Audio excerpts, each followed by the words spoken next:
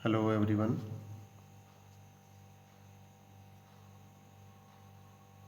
इस ई व्याख्यान में हम भक्ति आंदोलन का महत्व और उसके प्रभाव के बारे में अध्ययन करेंगे। जैसा कि पिछले दोनों ई व्याख्यानों में हमने मध्यकालीन भक्ति आंदोलन और उसके प्रमुख संतों के बारे में अध्ययन किया। मध्यकाल में जो धार्मिक आंदोलन हुआ उसकी विशेषताओं के बारे में अध्ययन किया, उसके हिंदू और इस्लाम धर्म पर एक दूसरे पर क्या प्रभाव पड़े उसके बारे में भी अध्ययन किया। इस ई व्याख्यान के माध्यम से हम इसके महत्व के बारे में प्रकाश डालेंगे।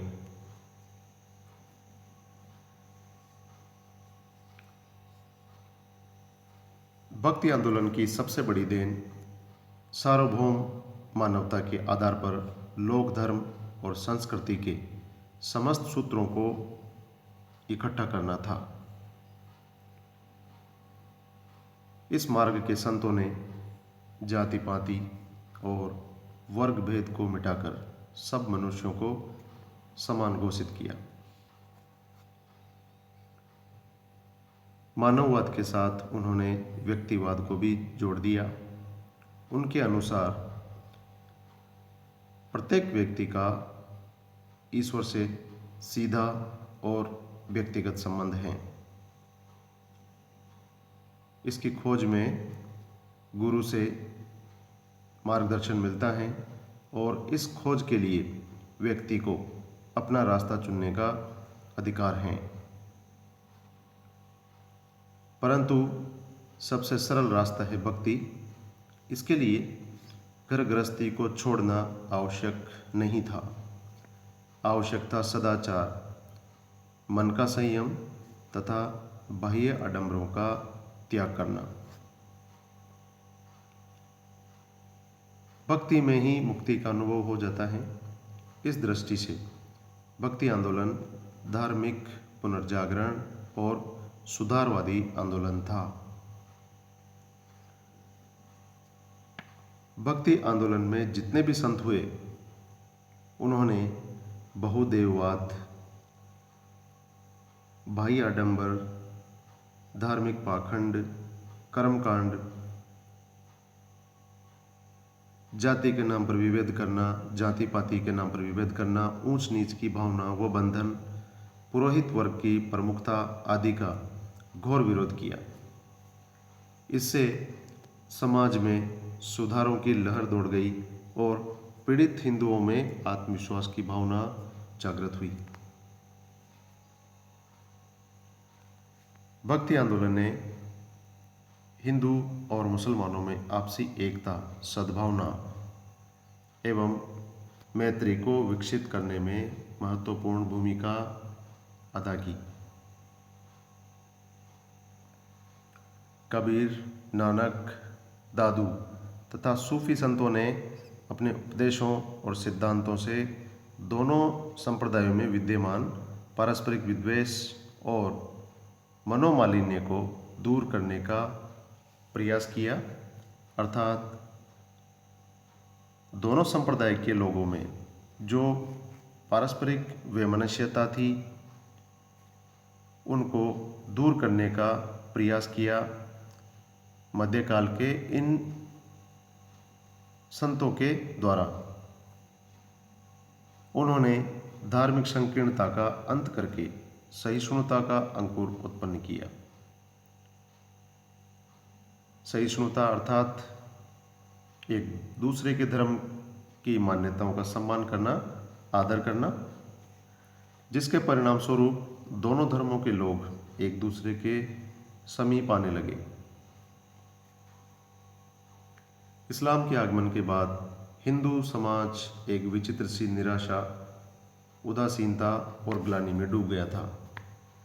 राजनीतिक, धार्मिक, आर्थिक एवं सामाजिक सुविधाओं से वंचित तथा मुसलमानों के अत्याचारों से पीड़ित हिंदू समाज घोर निराशावादी हो गया था।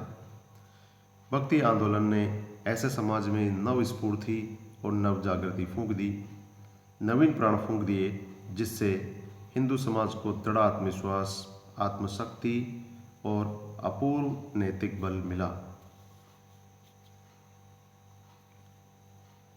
इसी के सहारे धार्मिक अत्याचार, दमन के उस युग में भी हिंदू समाज अपनी सभ्यता एवं संस्कृति को सुरक्षित रख पाया। भक्ति आंदोलन ने केवल नैतिक जागृति का काम ही नहीं किया, अपितु राजनीतिक पुनर्जागरण के बीज भी बो दिए। हिंदुओं ने अपने धर्म, संस्कृति और समाज की सुरक्षा के भाव उत्पन्न हुए और राष्ट्रीय भावना की जागृति हुई। सर्वप्रथम दक्षिण के हिंदुओं ने विजयनगर साम्राज्य की स्थापना की। बाद में उत्तर भारत में सिखों और जाटों का तथा दक्षिण में मराठों का उदय हुआ। तो यह परिणाम भी धार्मिक आंदोलन की नैतिक जागृति से जो राजनीतिक पुनर्जागरण हुआ, यह उसका परिणाम था। दिल्ली के सुल्तान फारसी और अरबी साहित्यकारों के आश्रयदाता थे। उन्होंने संस्कृत तथा भारत की लोक भाषाओं को कभी प्रोत्साहन नहीं दिया। संस्कृत के अध्ययन एवं अध्यापन की सुविधा न थी और हिंदू विद्यालयों के अभाव में हिंदुओं का बौद्धिक स्तर गिरता जा रहा था। भक्ति आंदोलन के संतों ने अपनी अपनी प्रादेशिक भाषाओं में अपने उपदेश दिए तथा कविताओं, दोहों आदि की रचना की। इससे एक तरफ तो हिंदुओं का बौद्धिक स्तर उन्नत हुआ और दूसरी तरफ प्रादेशिक भाषाओं के साहित्य के निर्माण में सहायता मिली। इस प्रकार से हिंदू आत्मा को जीवित रखने और उसे शक्ति प्रदान करने में उसका अमूल्य योगदान रहा।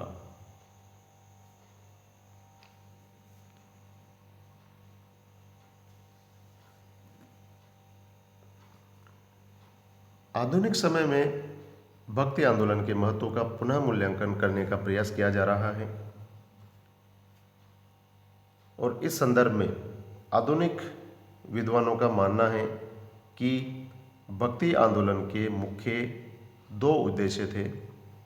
पहला, हिंदू धर्म एवं समाज में सुधार लाना और दूसरा, हिंदू मुस्लिम एकता कायम करना। अपने प्रथम उद्देश्य की पूर्ति में इस आंदोलन को आंशिक सफलता ही मिल पाई, परंतु यह सफलता न तो स्थायी थी और न देशव्यापी। हिंदू धर्म की सुदृढ़ प्राचीरों को गिराने में भक्ति आंदोलन को सफलता नहीं मिल पाई।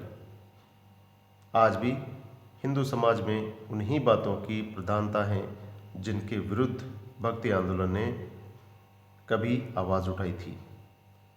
इसी प्रकार धर्म के क्षेत्र में भी बहुदेववाद, मूर्ति पूजा, धार्मिक आडंबर इत्यादि जैसे के तैसे ही प्रचलित हैं। इसका एक कारण तो यह रहा कि विभिन्न धर्म प्रचारकों के न चाहते हुए भी उनकी मृत्यु के बाद उनके शिष्यों ने पृथक पृथक संप्रदायों का निर्माण करके हिंदू धर्म के संप्रदायों की संख्या में वृद्धि की। ये नवीन संप्रदाय हिंदू समाज और धर्म में कोई सुधार नहीं ला सके और उनमें से कुछ तो हिंदू धर्म एवं समाज से पृथक ही हो गए। इस प्रकार हिंदू धर्म में सुधार करने का उद्देश्य पूरा नहीं हो पाया। इसी प्रकार भक्ति आंदोलन को अपने दूसरे उद्देश्य में भी सफलता नहीं मिली। उस युग में भक्ति आंदोलन इस दिशा में विशेष प्रगति नहीं कर पाया क्योंकि मुस्लिम शासक और जनता अपने विशेषाधिकारों का त्याग करके हिंदू समाज के साथ समानता का व्यवहार करने को तैयार न थे। ऐसी स्थिति में हिंदू मुस्लिम एकता की कल्पना करना भी निरर्थक था।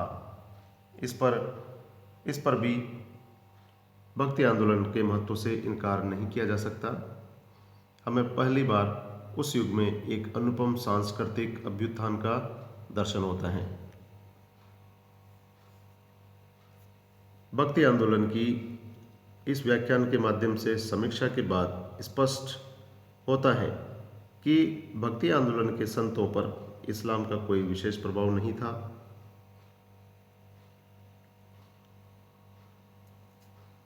इस्लाम के भारत आगमन के पूर्व भी कई योगी महात्माओं ने धर्म के बाह्याडंबरों, कर्मकांडों और जाति पाति का खंडन किया था। उनकी परंपराओं से भक्ति आंदोलन के संतों ने भी प्रेरणा ली थी। इसी प्रकार गुरु पूजा को इस्लाम की देन बताना न्यायसंगत नहीं होगा। गुरु भक्ति की परंपरा को उपनिषद काल से ही विकसित हो चुकी थी। भक्ति आंदोलन के संतों में केवल कबीर और नानक ही ऐसे संत हुए जिनके विचारों पर इस्लाम का प्रभाव देखने को मिलता है। तो इस ई व्याख्यान के माध्यम से हमने मध्यकालीन भारतीय समाज में जो भक्ति आंदोलन का उदय हुआ, उसके महत्व और उसके प्रभाव के बारे में जानकारी प्राप्त की है। धन्यवाद।